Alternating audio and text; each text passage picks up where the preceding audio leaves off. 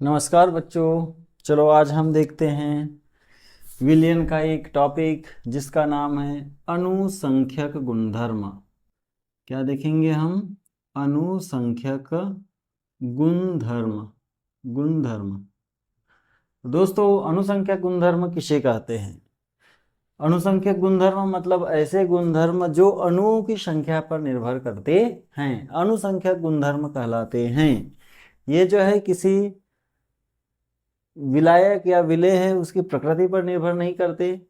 ठीक है कि उसकी क्या प्रकृति हो, किस प्रकार से बंध बनाते हैं, कोई किसके साथ में अभिक्रिया करते हैं, किसके साथ में अभिक्रिया नहीं करते, ये आदि आदि इससे कोई इन पर प्रभाव नहीं पड़ता है। जबकि ये जो विलेय है, विलेय के अणुओं की संख्या पर निर्भर करते हैं। ऐसे गुणधर्म को हम अनुसंख्यक गुणधर्म कहते हैं। और ये अनुसंख्यक गुणधर्म जो है तनु विलयनों पर लागू होते हैं। चलो दोस्तों, तो देखते हैं हम वाष्प दाब में अपेक्षित अवनमन। वाष्प दाब में अपेक्षित अवनमन। चलिए देखो, जैसे कि आपको पता है कि जब किसी विलयन में अवाष्पशील विलेय मिलाया जाता है तो उसका वाष्प दाब कम हो जाता है। जब किसी अवाष्पशील विलेय को किसी विलयन में मिलाया जाता है तो उसका वाष्प दाब क्या हो जाता है? शुद्ध विलायक की अपेक्षा उसका वाष्प दाब क्या हो जाता है? कम हो जाता है। इसी संबंध में जो है कितना वाष्प दाब कम होता है, तो इसी संबंध में जो है अनुसंख्यक गुणधर्म है।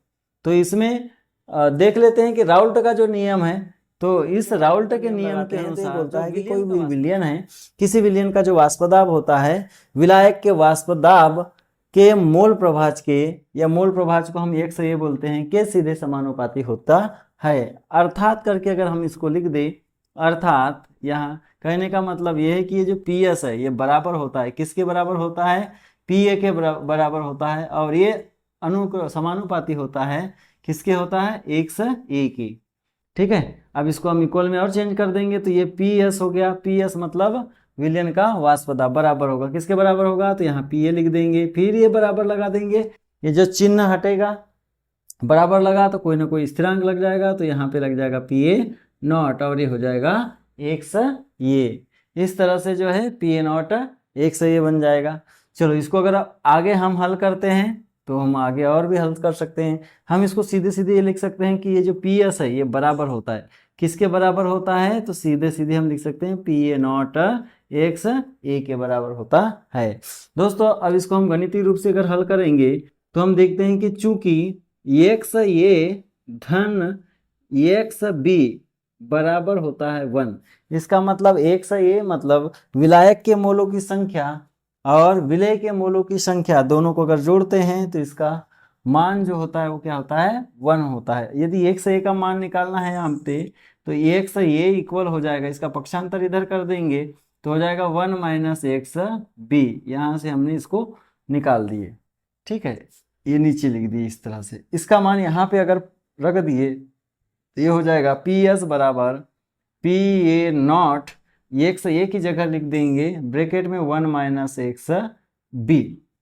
ठीक है, इसको और आगे हल कर देंगे तो ये हो जाएगा पी एस बराबर, अब एक काम करते हैं, इसको इधर अपॉन में कर देते हैं, पक्षांतर कर देते हैं, तो ये हो जाएगा पी ए नॉट, और ये बराबर आ गया इधर 1 माइनस एक्स बी। चलो हमको एक्स बी का मान निकालना है तो एक्स बी को इधर लेके आ जाते हैं, इसको इधर लेके जाएंगे तो इसके सामने माइनस चिन्ह है तो ये एक्स बी बराबर प्लस हो जाएगा, बराबर इसको इधर लेके जाएंगे तो 1, फिर माइनस आ जाएगा इसके सामने तो ये हो जाएगा पी एस बटे पी ए नॉट।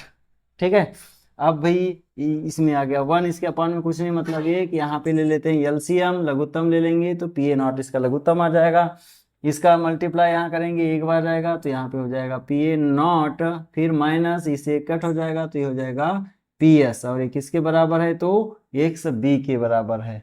ठीक है, इधर हम हल कर देंगे तो एक्स बी बराबर क्या निकल गया दोस्तों? यहाँ पे एक्स बी बराबर P A not minus P S upon P A not. ये हो गया हमारा एक सूत्र। इसको और आगे हल करना है और हमको जो सूत्र निकालना है, तो वो सूत्र निकालना है तो हम देखेंगे। अब ये एक्स बी है, एक्स बी मतलब बी के मोलों की संख्या। तो एक्स बी को क्या लिखते हैं, तो इसको हम ऐसा लिखेंगे N B upon N A plus N B. N क्या है, मोलों की संख्या। एक्स बी का मोल प्रभाज बराबर होता है N B upon N A plus N B. बराबर कर देंगे P A not minus P S upon P A not. अब यहाँ पे दोस्तों ये जो यन है, यन को यन की वैल्यू रख देंगे, तो यन बराबर होता है नंबर ऑफ मोल्स, मोलों की संख्या बराबर होता है पदार्थ का ग्रामों में भार बटे आणविक द्रव्यमान, मतलब W बटे M। इस W बटे M की वैल्यू यहाँ पे रख देंगे सब में। जैसे B है यहाँ पे तो हम B लगा देंगे, ये है तो ये लगा देंगे। तो इसको किस तरह से लिखा जा सकता है, चलो इसको इधर इधर हटा के लिख दे रहा हूँ। ये एन बी को कैसे लिखेंगे, तो यहाँ लिखेंगे डब्ल्यू बी बटे एम बी, फिर अपॉन लगा देंगे, बटे लगा देंगे। फिर एन ए को कैसा लिखेंगे, तो डब्ल्यू ये बटे एम ये लिख देंगे, फिर लगा देंगे धन। इसके लिए क्या लगाएंगे, फिर वही लगाएंगे डब्ल्यू बी बटे एम बी, ये फिर बराबर हो जाएगा। इसके बराबर में क्या है, तो P A not minus P S बटे पी ए नॉट है। अब यहाँ पे दोस्तों ये जो अनुसंख्यक गुणधर्म है ये तनु विलयनों के लिए लागू होता है, और जो विलय की मात्रा है इसको नगण्य माना जाता है। तो ये वाला पूरा पूरा जो हो जाएगा ये नगण्य हो जाएगा। तो अर्थात इसको हम लिखेंगे डब्ल्यू बी बटे एम बी, ये बहुत ही कम कम कम कम होता है। ठीक है, विलय की मात्रा बहुत कम होती है तनु विलयनों के लिए। ये किस विलायक की अपेक्षा, किसकी अपेक्षा, विलायक। विलायक बहुत ज्यादा होता है और ये विलय बहुत कम होता है, तो इसको हम मान लेते हैं नगण्य। और नगण्य मान के अगर इसको हल करें तो ये इसको नेग्लेक्ट कर दिया जाता है, तो ये ऐसा बन जाएगा डब्ल्यू बी बटे एम बी।